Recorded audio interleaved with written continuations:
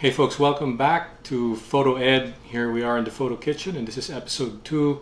And I'd like to welcome back. As I said in the first episode, we're here to talk about really the enjoyment of everyday photography, right? Not a lot of technical stuff, not a lot of focus on gear, really just trying to figure out how you can make the best of your love of photography, whether you own really serious equipment or just a camera phone. None of that really matters. It's all about getting fun out of the pictures you take on a daily basis. And as I said in the first episode, there are really three things we want to focus on. One is fun, as I said. The second one is familiarity, which means making sure that you take pictures of stuff you're familiar with, your family, your surroundings in your house, everyday objects, your friends, your neighborhood. You don't need to go out to exotic locales, etc. It's really just becoming familiar with that. But you also want to be familiar with your equipment, right? Again, whether it's your simple iPhone or more complicated cameras some of you may own, you want to know how to use them as well as possible. And then there are going to be some basic things in photography that you need to learn about, lighting, exposure, composition. We're not going to go into a lot of that during these blogs. Just so you know, my first job out of college was actually a photography instructor at a major university back in my hometown of Manila, Philippines. It was ages ago though. And we were taught photography a very disciplined way, which kind of worked then, but over the years, as I've thought more and more about it, I take a look at, say, one of my three sisters who also went through a film and photography major in the same school I did. She got into photography, and what was interesting was whereas I love to learn all the technical stuff, how to work the camera, the aperture, the shutter speed, all that complicated stuff, she didn't care about any of that. She went straight and started taking pictures. And what was interesting was she had the eye for composition, very good design sense. Her pictures were either too bright or too dark, right? But over time she got over that, and she eventually had automatic cameras anyway, so it didn't really matter. Then fast forward almost 30 years, and my older son, who's a screen studies film major at Clark University now, he also got into photography when he was in high school, and I was trying desperately to also teach him the way I learned photography, which was start with the basics, aperture, all of that. Completely ignored all of that, jumped immediately into taking pictures. Had a very different eye from my sister. He's a good artist and designer, but he was always fascinated by offbeat compositions. Made him happy. Guess what? Now those great offbeat compositions he's using very effectively as he covers cosplay characters. He's big into cosplay. He was at the Boston Comic Con recently, doing a lot of really great photographs. So I'm kind of digressing, but the whole point is, having fun and getting the fundamentals right are important, but the way we're going to get to the fundamentals, trust me, it's not going to be the boring kinds of lectures that you might see elsewhere. And then obviously there's this whole idea of you've got to be doing this to fulfill yourself. Some of you out there, if you want to go and be a well-known photographer, you want to make money out of photography, you want to get your photography into exhibits or into competitions, that's absolutely well and good. Every now and then I will get into that. I was a member of the New Jersey Photography Forum for a number of years before things got too busy at my day job. And it's a great place. I really learned a lot from them, got a lot of great critique from some fantastic photographers, many of them high caliber professional or nationally renowned fine arts photographers. I've also had the great opportunity to take lessons with National Geographic photographers. But at the end of the day, a lot of this really comes down to, how do we make photography accessible to all of you just with the equipment you have, and how do you just learn to take better pictures with the stuff that's ready to hand.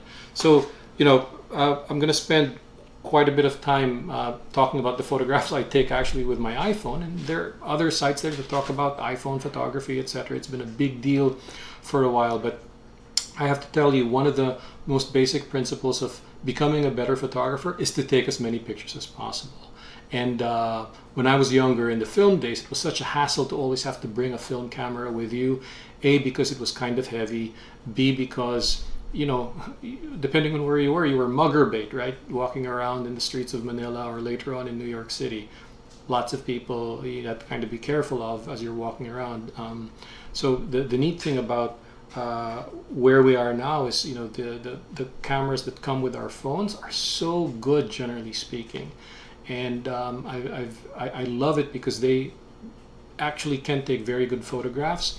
And in a worst case situation, they serve as a sketch pad, if you will, the equivalent of a sketch pad. You know, my wife is an artist, she draws a lot, and she always talks about the importance of doing studies and sketches first before you get into the actual painting and such. But that's what's cool about this. It can at least be a sketch pad for you to come back later if you needed to with more serious equipment. And to that point, I will be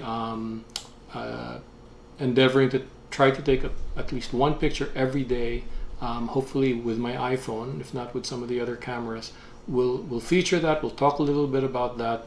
But I also would like, especially as my younger son is going into band season, and I'm a big fan of band photography. Me and one other dad are the official photographers of our son's marching band.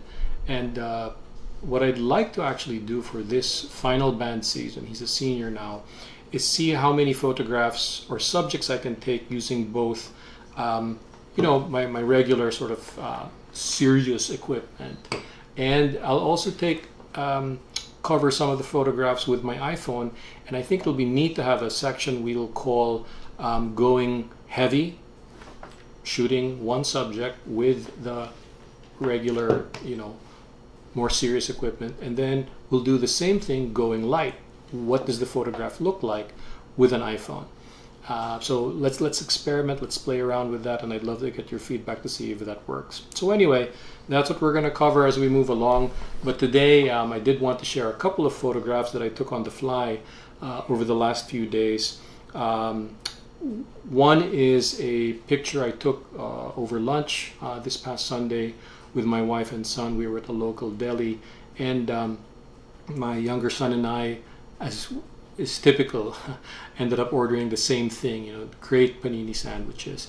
And I just happened to look down at the table once the owner of the deli had come up and served the plates, and there was this really interesting, you know, juxtaposition completely by accident of the way she had laid out the plates, the way the sandwiches were laid on the plates themselves, matched up with this red paper napkin container. It looked really cool, and that's how I am. I can't help myself when I see natural design occurring in nature or in my surroundings. I have to grab a camera and take a picture of it. Right. The neat thing is, again, yeah, you got the iPhone. You can do it very, very quickly. And my sons always tease me, you know, typical hipster thing of shooting your food, or Asian thing, shooting your food. But this one really had a pretty interesting design to it, and you know, I'm showing that right here. Yeah, this is the picture.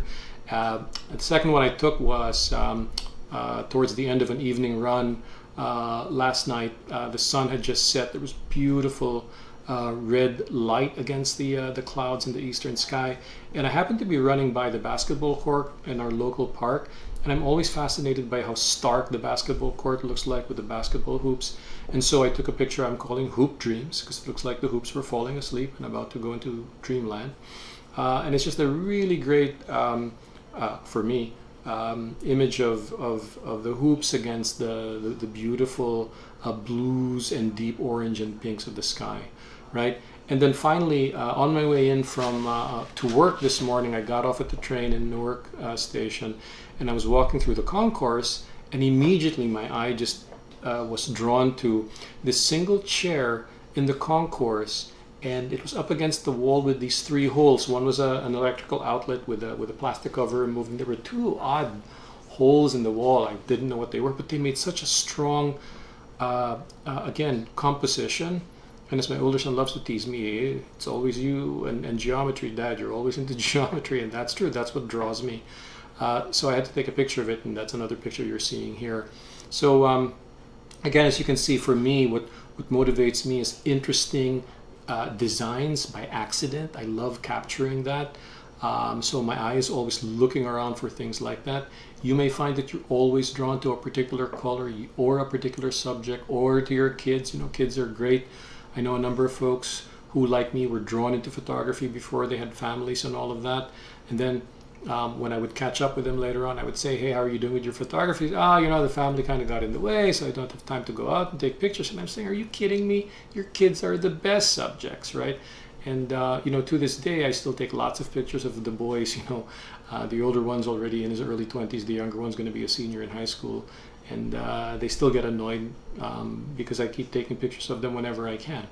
But again, it's all about having fun, right? That's the topic of tonight, having fun, and we'll spend a little bit more time on this.